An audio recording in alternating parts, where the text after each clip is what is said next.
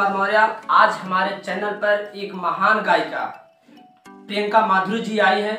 आज हम उनसे जानेंगे उनके जिंदगी के बारे में। आज उनके जानेंगे उन्होंने बिरहा की शुरुआत कैसे की। आज हम जानेंगे उनके कुछ पंक्तियों के बारे में सुनेंगे, कुछ निर्गुण सुनेंगे, कुछ भजन सुनेंगे, कुछ बिरहा की 2-4 लाइनें सुनेंगे। लेकिन सबसे पहले प्रियंका मैडम जी, हमारे व्यूअर्स ये बात जानना चाहते हैं कि आपका नाम और पता क्या है? जी, हमारा नाम प्रियंका माधुरी और हम इलाहाबाद प्रयागराज हंडिया खानापुर की। मैडम जी, आप हमारे व्यूअर्स को एक बात और बताइए कि आपने जो बिरहा की शुरुआत कितनी उम्र से शुरू की थी? बिरहा की शुरुआत उस समय हम कक्षा 4 में पढ़ रहे थे। अच्छा जी, और उतना मतलब कि मुझे जानकारी नहीं थी कि मैं बिरहा गा रही हूँ, लेकिन हमारे गुरु जी ऐसे हैं, उन्होंने मुझे बिरहा सिखा दिया और मैं धीरे धीरे गाना शुरू कर दिया। कदम रखा। तो आपका जो रुझाव बिरहा में कितने साल की उम्र में हुई थी, कुछ अंदाजा है आपको मैडम जी? जी, कितने साल की उम्र में? पहली बार तो मुझे बिरहा में कोई रुझान नहीं थी फ्रेंड्स, मैं झूठ नहीं बोलूँगी, मुझे बिरहा में कोई रुझान नहीं था। और मेरे पिताजी शादी ब्याह में बैंड में गाया करते थे और फिल्मी गाने जाके गाया करते थे। तो जो मेरे पिताजी गाना गाते थे तो मैं भी फिल्मी गाना गुनगुनाती थी, फिल्मी गाना गाती थी। जब 15 अगस्त आता था, 26 जनवरी आती थी, तो स्कूल में मेरा बुलावा होता था तो मैं भी जाके वहाँ पे गाया करती थी और सबको अच्छा भी लगता था, तालियां भी बजती थी। और इसी बीच मेरी आवाज़ हमारे ही गांव से हंडिया प्रयागराज खानापुर की धरती से हमारे गुरुजी पूजनीय श्री अठई राम यादव जी, वो शास्त्रीय संगीत भी सीखे हुए हैं और बिरहा में नया नया उन्होंने कदम रखा था और उस समय लड़कियों की मांग भी बहुत ज़्यादा थी। तो मुझे तो पता नहीं था कि बिरहा क्या है। मेरे गुरुजी ने पूछा बिरहा सीखोगी, तो मैंने हंस के टाल दिया है, मैं बिरहा गाऊंगी, मैं बिरहा नहीं सीखूंगी। तो मेरे गुरुजी ने कहा अच्छा ठीक है, मत सीखो।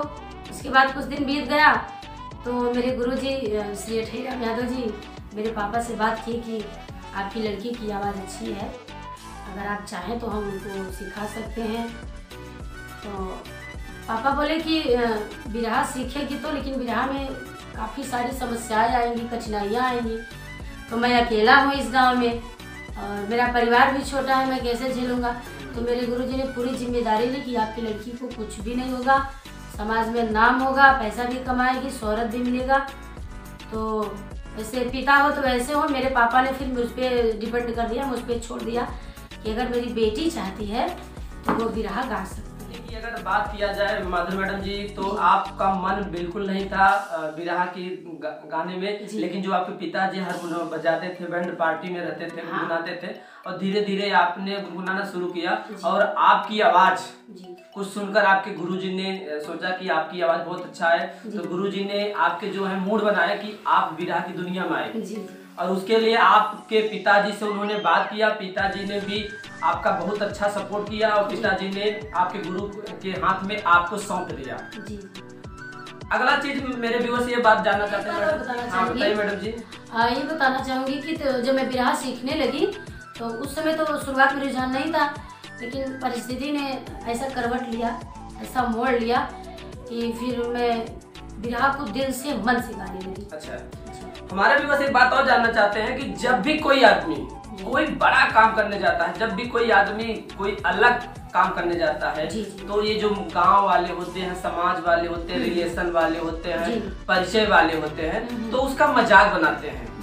और मैंने भी सुना हूँ बहुत लोगों के साथ ऐसा हुआ। क्या मैडम जी आपके भी जिंदगी में ऐसा हुआ है कि कुछ लोगों ने आपका मजाक बनाया है और कुछ लोग जो होते हैं मजाक बनाते हैं और बहुत ही कम लोग होते हैं जो कि सपोर्ट करते हैं? तो हमारे व्यूअर्स ये बात जानना चाहते हैं कि मजाक कौन कौन बनाए आपके बिरहा जब आप दुनिया में आई और कौन आपका दिल से सपोर्ट किया और आपको आज यहाँ तक पहुँचाया? तो जब मैं बिरहा शुरू करने लगी थी तो मेरे पापा की बहन है, मेरी बुआ है, सबसे बड़ी थी। अच्छा। तो उनको पता चला कि भाई की लड़की बिरहा शुरू कर रही है, तो उन्होंने कहा कि लड़की ही रह गई है, लड़की की कमाई खाएगा, लड़की से बिरहा गवाएगा।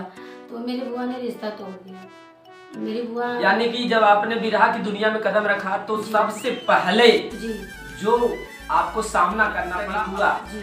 उन्होंने कहा और आपके फूफा जी ने कहा कि अगर अब लड़की ही रह गई है विवाह गाने के लिए, अब खर्चा चलाने के लिए, परिवार चलाने के लिए, इस नाते से आपके पिताजी से और आप लोगों से आपके फूफा जी और आपके फुआ जी ने रिश्ता हमेशा के लिए तोड़ दिया, कुछ पल के लिए तोड़ा? नहीं जी, उस करीब 15-20 साल तक तोड़ दिया। हाँ, कोई बोलचाल नहीं हुआ। उसके बाद जब नाम होने लगा और पैसा भी मैं कमाने लगी, परिस्थिति धीरे धीरे डाउन से लेवल पे आने लगी, सही होने लगी। उसके बाद अपने आप ही मेरे पापा से लगाव बढ़ाना शुरू कर दिए, बोलना शुरू कर दिए। मैं कहती भी थी कि शुरुआत में तो बोल रहे थे ये है वो है, बेटी से गवा रहे हैं, आज नया रिश्ता जोड़ रहे हैं, तो पापा कहते हैं जाने दो बेटी, क्या रखा। जब ये बात आई आपके पिताजी के सामने तो एक बार पिताजी का भी हिम्मत डगमगा गया और वो पीछे जाना चाहते थे। जी जी। ये हौसला आपका फिर आगे बढ़ाया कौन? ये हौसला बढ़ाने वाले हमारे गुरुजी हैं। अच्छा। ये हौसला बढ़ाने वाले हमारे गुरुजी हैं और ये हौसला बढ़ाने वाले मेरे पिता हैं, मेरी माँ है। मैडम जी, एक चीज और जानना चाहते हैं हमारे व्यूअर्स कि आपके फूफा के अलावा और कौन थे जो आपको रोक रहे थे, आपके पीछे पीछे मजाक कर रहे थे? जी, हमारा पूरा गांव। अरे बाप रे, मान लीजिए कि अगर देखा जाए तो पूरा गांव आपके सामने तो नहीं बोलते होंगे, नहीं। लेकिन पीछे जो कहते हैं ना, दुनिया पीछे वार करती है। असल में जब मैं शुरू कर दी गाना, जाने लगी गाने के लिए जगह जगह पे, तो मेरे गांव वाले जो मेरे दरवाजे पे बैठते थे उन्होंने बैठना भी बंद कर दिया और एक दूसरे से बुराई भी करना शुरू कर दिया, मेरे साथ साथ मेरे गुरु श्री अठीराम यादव जी के भी। यानी कि अगर देखा जाए तो जब आपने विराह में कदम रखा तो आपके गांव वाले ने आपके दरवाजे पर यानी आपके घर पे आना बंद कर दिया, यहाँ तक कि रिश्ता तोड़ दिया कि इस लड़की के घर पर जाना नहीं, क्योंकि अपने आप को बदनामी समझते थे। जी जी हाँ। ये तो समाज वालों ने आपको रोका जी, लेकिन कोई न होगा जो आज आपको यहाँ तक पहुँचाया है। जी। वो कौन व्यक्ति है, वो महान व्यक्ति कौन है जिसकी बदौलत आज आप एक बहुत बड़ी मुकाम हासिल कर चुकी हैं? जी, मैं बार बार बता रही हूँ कि वो महान व्यक्ति कोई और नहीं, मेरे गुरु ही हैं श्री अठईराम यादव जी, इसी खानापुर के गांव से। आज जो भी हूँ मैं, जो इस लाइन में आई हूँ, आज मेरा नाम है, हल्की फुल्की कमाई भी है, शौहरत भी है, अभी उतनी बड़ी नहीं हुई हूँ मैं। तो आज जो भी हूँ वो सारा श्रेय हमारे गुरु पूजनी श्री अठईराम यादव जी को जाता है, क्योंकि पूरे गांव से उन्होंने बैर लिया था उस समय कि कुछ भी हो जाए मैं लड़की को सिखा रहा हूँ तो सिखाऊंगा। इज्जत का सवाल था ना गुरुजी का, जी कि अगर ऐसा हो गया हाँ, तो मेरा नाम रोशन होगा, लेकिन अगर मैं पीछे हटा जी तो पूरा गांव खानापुर जो है समाज, गांव वाले हैं सब हमको व्यंग कसेंगे कि चले थे विराह गवाने के लिए, कुछ नहीं हुआ। जी, अरे गांव के कुछ लोग तो उनको मारने की भी धमकी दे दिए थे। हाँ, कि उसको छोड़ दो, मत सिखाओ, ये मत करो, और वरना ठीक नहीं होगा, ये नहीं होगा। लेकिन हमारे गुरुजी ने हिम्मत नहीं हारा, कहा कि मैं हाथ लगाया हूँ तो उसको कामयाबी तक ले जाऊंगा। जी, आज मैं जो भी हूँ मेरे गुरु की बदौलत हूँ। आज आपके गांव वाले क्या करते हैं? आपका विरोध करते हैं कि आज आपके नाम के साथ अपना भी नाम जोड़ते हैं, अपना भी नाम बनाना चाहते हैं? आजकल तो अब तो मेरे घर पे आते हैं, आराम से चाय नाश्ता तमाम बातें पापा से, पूरे परिवार से करते हैं। अच्छा। और कहते हैं कि बेटी अब तो हमारे गांव का नाम रोशन कर रही हो। मेरे गांव का नाम दो ही, मतलब कि कुछ ही लोग जानते होंगे बाहर, लेकिन जब से तुम बिरहा गा रही हो कम से कम कुछ जिले होंगे जो जिले में तुम हमारे गांव का नाम कर रही हो। मतलब बहुत सारे जिले हो गए हैं। हाँ। जो खानापुर के नाम से जान। मैंने सुना हूँ कि आपने कई जगह पर प्रथम दर्जा हासिल किए हैं, उल्वर प्राप्त किए हैं, तो कहाँ पर आपने, जैसे मैंने सुना हूँ कि आपने स्टेट लेवल पर भी, और आपने कई चैनलों पर भी गई हैं शो करने के लिए, प्रोग्राम करने के लिए, तो हमारे व्यूअर्स जानना चाहते हैं आप कहाँ पर गई थी? जी, हम आकाशवाणी में भी पास हुए थे जी, और दूरदर्शन में भी, और ये 2016 में बिग गंगा पे गए थे। यानी बहुत बड़ा चैनल है बिग गंगा जी, यानी उसमें आप गई थी? जी, बिग गंगा में गए थे। इलाहाबाद से हम अकेले थे तो वहाँ पे गए थे, वहाँ पे भी गीत संगीत हुआ था, सब अच्छा सा गया। और उसके बाद भारत सरकार नेहरू युवा केंद्र, उसमें जो है हमने फॉर्म भरा था, अप्लाई किया था, उसमें इंटरव्यू हुआ, उसमें हम पास हो गए, तो उसमें हमें भारत सरकार की तरफ से कार्यक्रम मिलने लगा, तो उसमें भी हमें अच्छा कामयाबी मिली। यानी कि बात किया जाए तो आपने बिग गंगा चैनल पर गए, जहां पर आपने प्रथम से बात और जानना चाहते हैं कि जब आप बिग गंगा के ऑडिशन पर गई थी तो उस समय जो आपने कौन सी गीत गाई थी जो कि आपको बिग गंगा चैनल का एक इतना बड़ा मंच मिला। हमारे व्यूअर्स इस बात को जानना चाहते हैं, उनके अंदर एक जिज्ञासा है कि किसकी वजह से, कौन सी गीत की वजह से आपको बिग चैनल पर आपको मंच मिला। इंटरव्यू हो रहा था, उसमें हजारों कलाकार आए थे। हमें ऐसा नहीं था कि हम पास हो जाएंगे, क्योंकि इतने कलाकार थे, सब नाच के मतलब पूरा अपना हर पैतरा, मतलब अगर देखा जाए तो जितने कलाकार थे, जिसके अंदर जितना कला थी सब अपना दिखा रहे थे, सब अपना अपना प्रदर्शन कर रहे थे। और मैं बहुत साधारण सी एक सीधी सादी गायिका। मेरे गुरुजी वहाँ पे सीट भी नहीं खाली थी कि कोई बैठ जाए, तो मेरे गुरुजी मुझसे सीनियर, उनको बैठना चाहिए, पर वो मुझे बिठा के बाहर खड़े होकर इंतजार कर रहे थे। मतलब इतना ऑडिशन के समय इतना ज्यादा लोग वहाँ पर इकट्ठा हुए थे कि सीट भी नहीं थी, आपके गुरुजी खड़े थे और आपको किसी प्रकार वहाँ बैठने का जगह मिला। जी, हमें जगह मिला, हमारा भी नंबर आया। इंतजार करते करते तो मुझसे पूछा गया कि आप क्या गाएंगी, क्या गाएंगी, ऐसा क्या गाना चाहती हैं आप। तो फिर मैंने कहा कि फिर मैंने अपने गुरुजी से कहा कि गुरुजी मैं क्या गाऊं। तो गुरुजी ने कहा कि मेरे गुरुजी के एक बाबा थे जी, उनका नाम था लेटरिया, मतलब उनका नाम ही लेटरिया यादव। तो दादाजी पुराने गीते गाते थे, जो पहले पूर्वज गाते थे, पूर्वज के लिए पुराने लोग गाते थे, दादा पुराने लोग गाते थे। तो मुझे वही, मेरे गुरुजी ने वही गीत मुझे सिखाया था। तो मैंने कहा यही गा के देखती हूँ। तो मैंने वही गीत गाया उस समय, जो लुप्त होती जा रही है, उसको बोलते हैं चनैनी। चनैनी सब अपना भोजपुरी गा रहे थे, कुछ अलग अलग गा रहे थे। तो मैं सबसे देहाती, मतलब देहात वाले में चली गई, मैं अपने गांव वाले में चली आई, एकदम ठेठ देहात की तरफ चली आई। मैं ठेठ देहात की तरफ चली आई। तो मैंने गाया, अरे गवने के दौरी भीतर धराए मोर भौजी, अरे गवने का दौरी भीतर धराए मोर भौजी, तब ना गवन मैजा, अरे वही तमोर पिया, हाँ वही तमोर पिया बाटे ना दनवा, मैं के कर कमैया खा। मैंने ये गाया।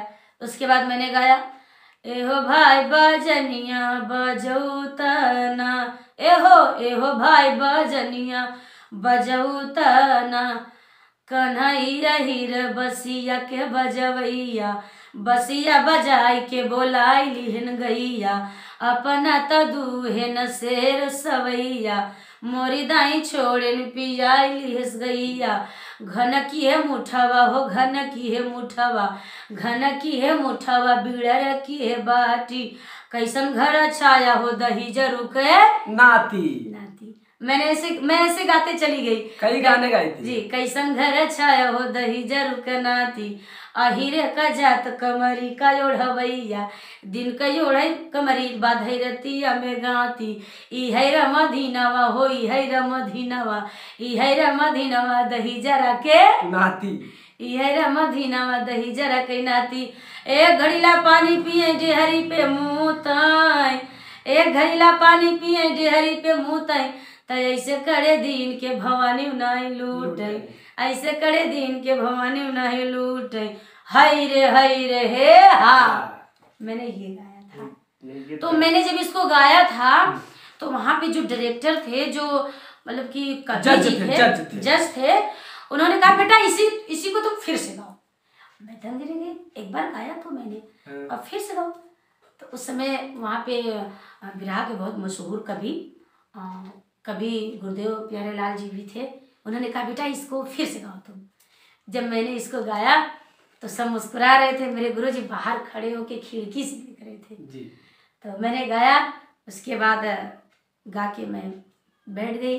उसके बाद तमाम कलाकार थे वो सब गाने शुरू कर दिए। तो मेरे गुरुजी को बुलाया गया कि आप सिलेक्ट होते हैं तो आपका कॉल किया जाएगा। उसके बाद 1 महीने 2 महीने बीत गया, कुछ कॉल ही नहीं आया, कोई खबर ही नहीं आई। हम क्या भाई, मेरे गुरुजी बोले एक जगह गए थे, वहाँ से कुछ मतलब कि बात ही जवाब ही नहीं आया, चलो छोड़ो जाने दो।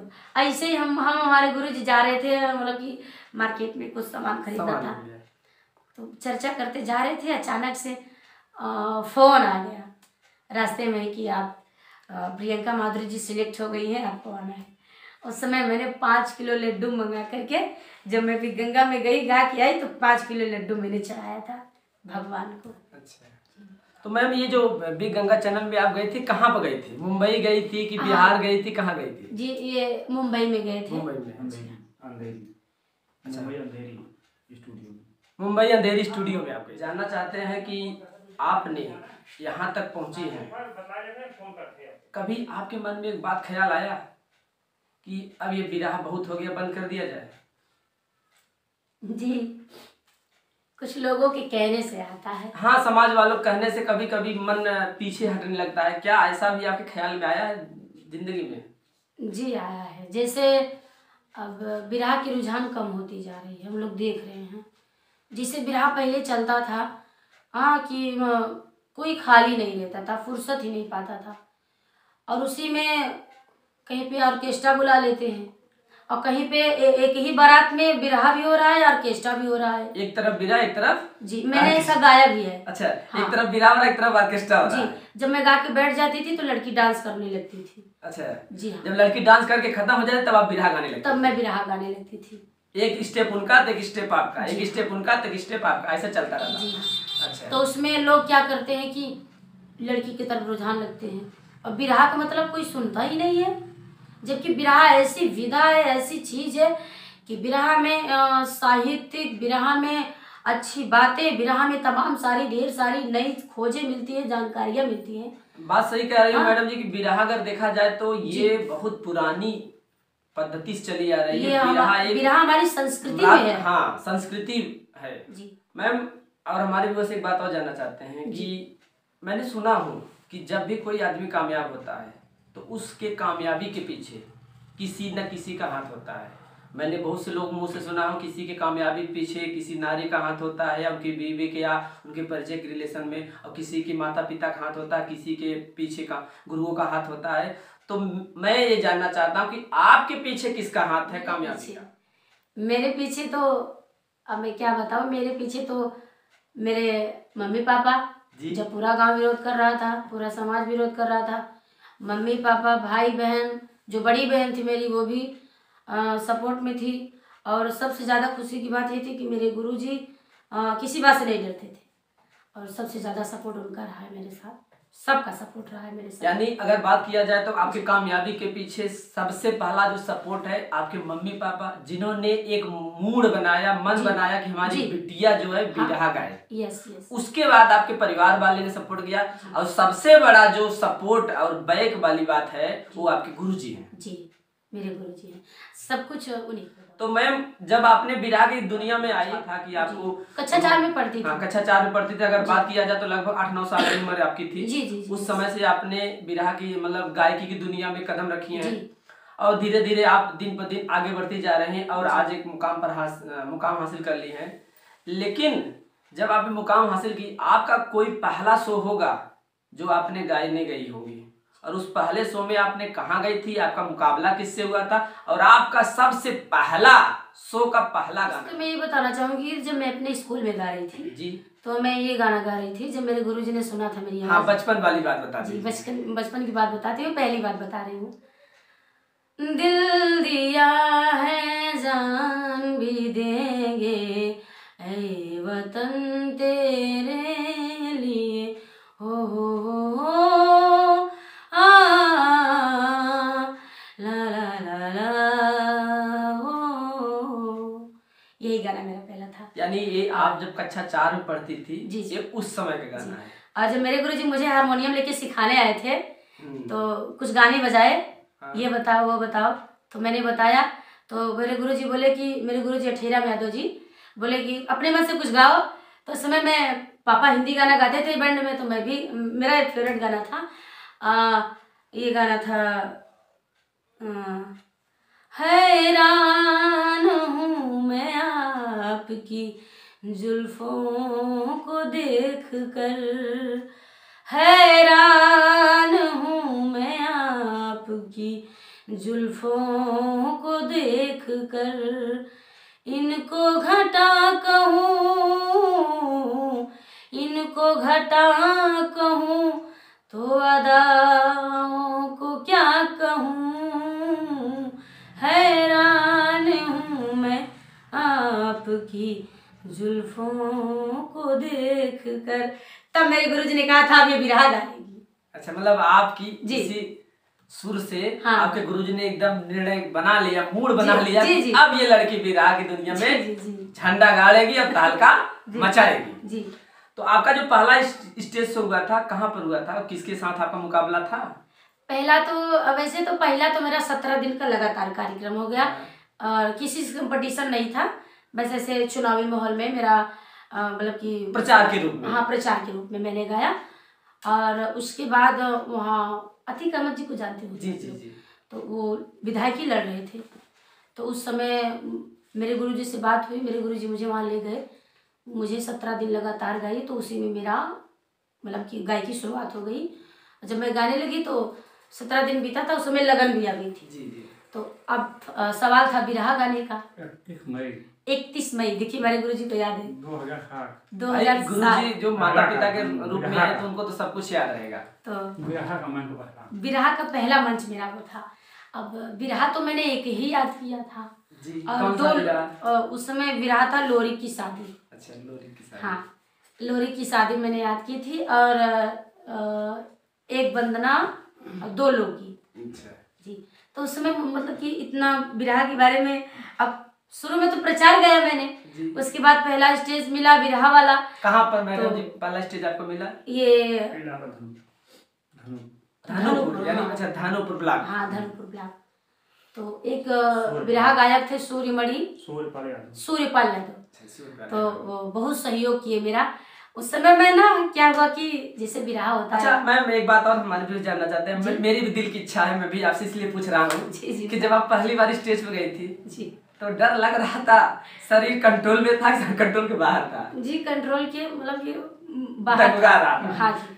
तो मैं भैया से बार बार अपने गुरुजी से, भैया, मैं गुरुजी को भैया ही बोलती हूँ, बचपन से भैया भैया करती हूँ। वैसे तो है गुरु, पर बचपन से भैया भैया करती हूँ। भाई भी के रूप में भी है और गुरु के भी रूप में है। कहते हैं ना, गुरु जो होते हैं ना, माता पिता का दोनों रोल करते हैं। जी जी। तो जब चढ़ी स्टेज पे तो समझ ही नहीं आ रहा था हम क्या बोलेंगे। तो गुरुजी बोले, डांटे बोलो, आराम से, घबराओ मत। हाँ, घबराओ मत, ठीक से बोलो, आराम से बोलो।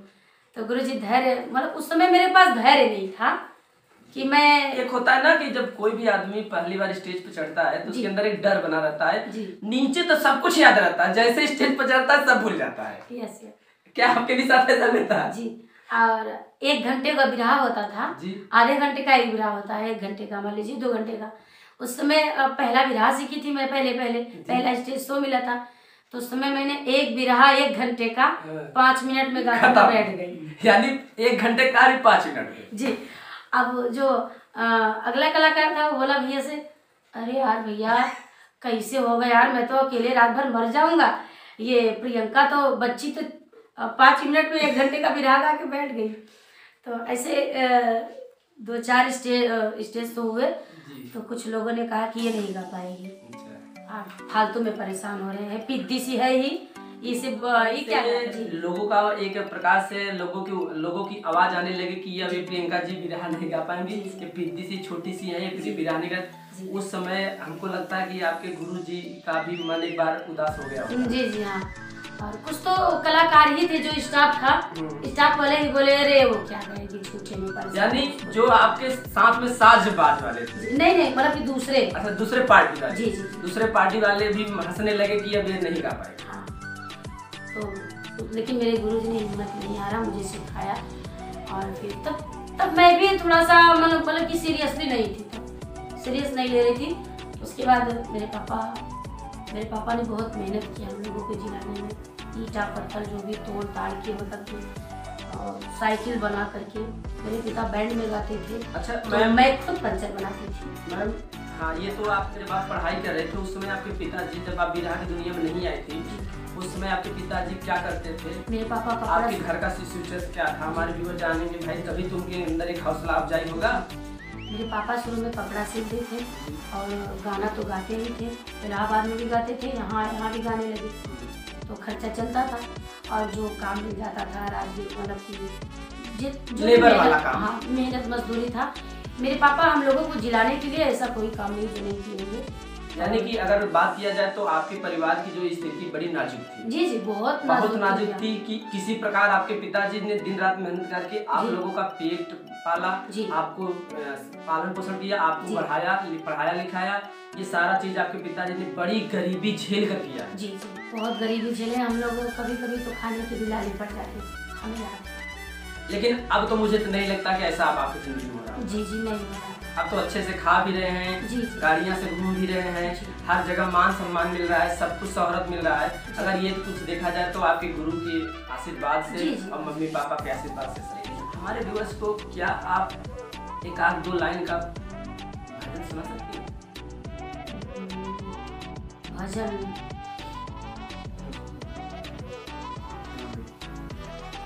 मैं 2 लाइन भजन गा रही हूँ। स्वामी के सबद पतवार बाहो, स्वामी के सबद पतवार बा, शब्द में शक्ति शब्द में भक्ति शब्द में सूरज ढलते, शब्द में सूरज ढलते, शब्द में शक्ति शब्द में भक्ति शब्द में सूरज ढलते, शब्द में सूरज ढलते, शब्द दियो सदगुरु ने मुझको, काम में अमृत छलके, शब्द आधार बा हो। इसका अर्थ है कि ब्रह्मांड में ऐसी कोई भी चीज नहीं है जो शब्द से परे हो, चाहे हम हो, चाहे आप लोग हो, चाहे कोई भी हो, चाहे जीव जंतु पशु पक्षी, मतलब ब्रह्मांड में जो भी है शब्द से वंचित कुछ भी नहीं। और इस गीत को लिखने वाले गाने वाले हमारे गुरुजी ओम प्रकाश सिंह यादव जी हैं। लेकिन इस गाने को लिखने वाले और गाने वाले उनके भी गुरु, मेरे गुरु ओम प्रकाश जी बिरहा के, और उनके गुरु बिरहा जगत के भीष्म पितामह कहे जाते हैं गुरुदेव पंडित श्री परशुराम यादव। उन्होंने लिखा भी है, गाया भी है, यानी गाजीपुर बलिया। जी जी, जो कि बिरहा जगत के भीष्म पितामह कहे जाते हैं। हाँ भाई, उनको तो पूरा मार्केट में नाम उनका रोशन है कि वो बिरहा के भीष्म पिता परशुराम जी हैं। तो दोस्तों, आपने आज अभी सुना माधुरी जी के मुंह से, जो कि बिरहा गायिका हैं, उनके बारे में आपने जाना कि बड़ी कठिनाइयों के बाद इन्होंने बिरहा की दुनिया में कदम रखा और बड़ी कड़ी तपस्या, बड़ी मेहनत करने के साथ साथ इनके जो गुरुजी थे, सारा किरदार गुरुजी ने निभाया। और उन्हीं गुरुजी की वजह से आज प्रियंका माधुरी जी मार्केट में सफल बिरहा गायिका बन चुकी हैं, सफल गायिका बन चुकी हैं। और यह सब कुछ हुआ पाया है तो एक गुरु की वजह से। और दुनिया में कोई भी आदमी बिना गुरु का सफल नहीं हो सकता है। वैसे ही माधुरी जी की जिंदगी में एक गुरु जी आए, गुरु जी की वजह से आज ये यहाँ तक पहुंची है। तो दोस्तों, आगे ऐसे ही वीडियो आपको देखने को मिलेंगे। अगर आप हमारे चैनल को सब्सक्राइब नहीं किए हैं तो सब्सक्राइब कर लिए, बेल की घंटी दबाइए, शेयर करिए, कमेंट करिए। तब तक के लिए थैंक यू, धन्यवाद, thank you, bye bye, tata, see you.